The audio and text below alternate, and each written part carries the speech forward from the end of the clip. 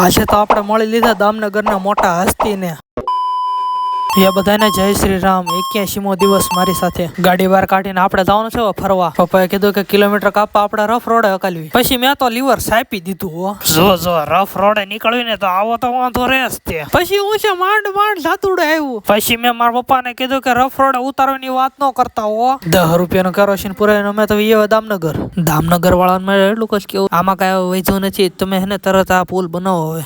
આપણે તો આવી ગયા હડમેજ। આપણે તો એવા મૂળ સ્થાને કાળુ બાપુ ના દર્શન કરતા આવી લ્યો। અંદર વિડીયો શૂટિંગ ની પરવાનગી નહોતી। ભગવાન આપણી સાથે હોય એટલે આપણે હેરાન થવા જ ન દે। ગામમાં પંચર પડ્યું હોય વચ્ચે ન રાખે કોઈ દી। ભાઈએ તો પંચર બનાવવાનું કરી નાખ્યું ચાલુ। બે હોય ને ક્રાયન મૂકીને વિયો જાય। 180 ની સ્પીડે આપણે આવી ગયા કરાળ વાળી મેલડી માં ને ત્યાં દર્શન કરવા। આ છે મેલડી માં નો મુખ્ય દરવાજો। અમે જોવો છો ને ત્યાં આપણે દર્શન કરવા જવાનું છે। મેં તો દર્શન કરી લીધા। હવે તમે દર્શન કરી લ્યો કરાર વાળી મેલડી માં। રવિવારના કારણે ફૂલ પબ્લિક છે। દર્શન કરી લીધા હવે આપણે તરત નીકળવી। કેમ છે ભાઈ? અરે મજા જો ભાઈ। તો આપણને અત્યારે મળી જશે સાગા ભાઈ। અરે પણ ઘટ્યા નહીં ભાઈ, સ્પેશિયલ મળવા આવ્યા છે રેડી છે।